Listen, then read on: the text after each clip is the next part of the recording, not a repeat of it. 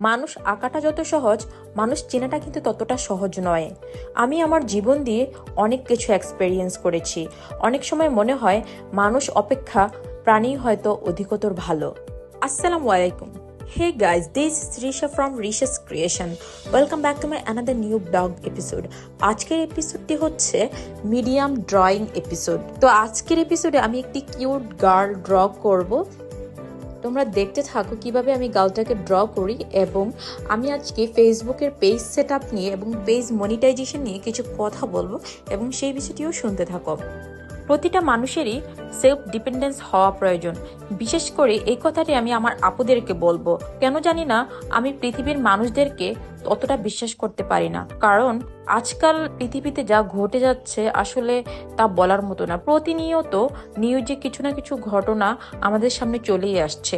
মানে একটা মেয়ে বিয়ের পর দেখা যায় যে কোনো না কোনো কারণে, হয়তো নিজের দোষে, নয়তো হাজবেন্ডের কারণে, নয়তো শ্বশুরবাড়ির ফ্যামিলির মানুষদের কারণে, মানে তাদের আলটিমেটলি এটা রিলেশন ম্যারেজ হোক বা অ্যারেঞ্জ ম্যারেজ হোক, তাদের ডিভোর্স হচ্ছেই।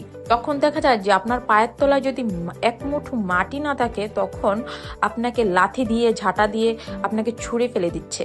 তখন আপনি মানুষটা না পারবেন বাপের বাড়িতে থাকতে, না পারবেন শ্বশুর বাড়িতে থাকতে। অনেক সময় দেখা যায় যে এই ধরনের দুঃখ কষ্ট চাপা দিয়ে মানুষ সহ্য করে হলেও শ্বশুর বাড়িতে পড়ে থাকে। তো অনেক সময় দেখা যায় যে এই যে কষ্টগুলো তার ভিতরে জমা হয়ে থাকে, এগুলো জমা হতে হতে একসময় এটা ব্লাস্ট করে। অনেক সময় কেউ সুইসাইডের ডিসিশন নেয়। আমি মনে করি আপনারা এই কাজটা করবেন না। আত্মহত্যাটা হচ্ছে মহাপাপ। আপনারা এই কাজটা করবেন না। আপনারা এটা না করে অন্তত আপনারা কিছু করে খান, যাতে আপনি নিজেকে অন্তত নিজে চালাতে পারেন, অন্তত কারো কথা শুনতে না হয়।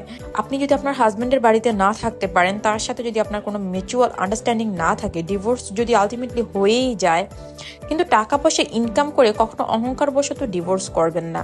কিন্তু আপনাদের সাথে আন্ডারস্ট্যান্ডিং মিলছে না, আপনার হাজবেন্ডের কোনো ফল্ট আছে, এই ধরনের কোনো ইস্যুর কারণে যদি আলটিমেটলি আপনাদের ডিভোর্স হয়েই যায়, আমি বলবো না আপনারা ডিভোর্স করে দেন, এই ধরনের কোনো ইন্টেনশন রাখবেন না।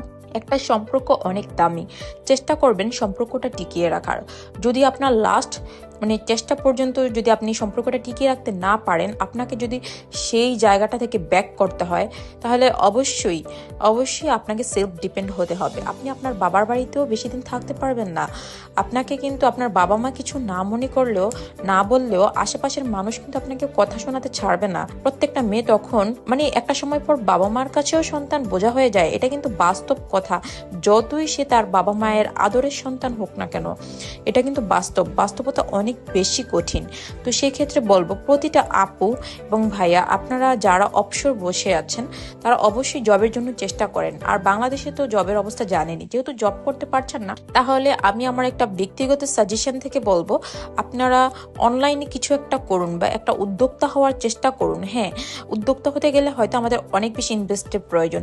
সবসময় আমাদের হাতে এই ইনভেস্টটা থাকে না।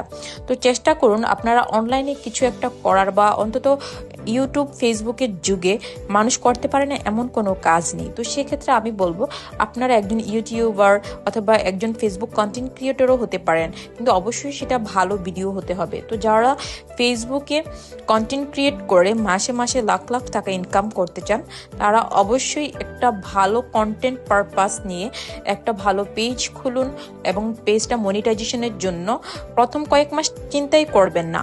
আনলিমিটেড ভিডিও ছাড়তে থাকুন, ভালো ভালো কন্টেন্ট নিয়ে ছাড়তে থাকুন, এবং নিজের উপর ভরসা রাখুন যে একটা সময় আপনার পেজে সেট আপ আসবেই।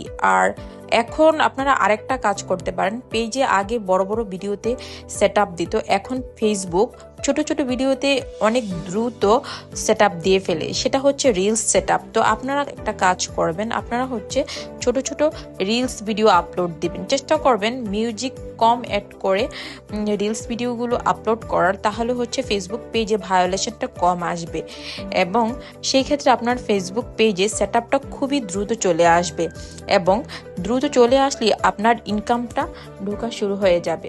এটা আপনার জন্য একটা প্লাস পয়েন্ট। আপনি যখন থেকে দেখবেন আপনি ইনকাম করা শুরু করেছেন, আপনার আশেপাশে শুভাকাঙ্ক্ষীর অভাব নেই। তখন আপনি যদি আপনার বাবা মার জন্য কিছু করতে পারেন, সেটা আপনার কাছে সবচেয়ে ভালো একটা ফিলিংস হবে। মানে আপনার কাছে মনে হবে আপনি পৃথিবীর শ্রেষ্ঠ সন্তান। আপনি একটা ছেলে না হয়েও, একটা মেয়ে হয়েও বাবা মার বোঝা না হয়ে বাবা মার দায়িত্ব নিতে পারছেন। একটা মেয়ের পক্ষে এই জিনিসটা যে কতটা শান্তির, যখন আপনারা ছোট ছোট করে আপনার বাবা মায়ের স্বপ্নগুলো পূরণ করতে পারবেন, নিজের স্বপ্নগুলো পূরণ করতে পারবেন, বিশ্বাস করেন এটা আসলে কাউকে বলে বোঝানো যাবে না। এর থেকে শান্তির আর কিছু নেই। তো পেজ সেটআপ, পেজ মনিটাইজেশন নিয়ে আরো যদি বিস্তারিত জানতে চান, তাহলে আমাকে অবশ্যই কমেন্ট বক্সে জানাবেন এবং আমার পরবর্তী ভিডিওগুলোতে ফলো রাখবেন। তো আপনাদের সাথে গল্প করতে করতে আমার ড্রয়িংটা কমপ্লিট হয়ে গেছে। আজকের এই কিউট গার্লটি আপনাদের কাছে কিরকম লেগেছে আমাকে অবশ্যই জানাবেন। তো কমেন্ট করতে একদমই ভুলবেন না। দেখা হবে নেক্সট ভিডিওতে। See you soon, by.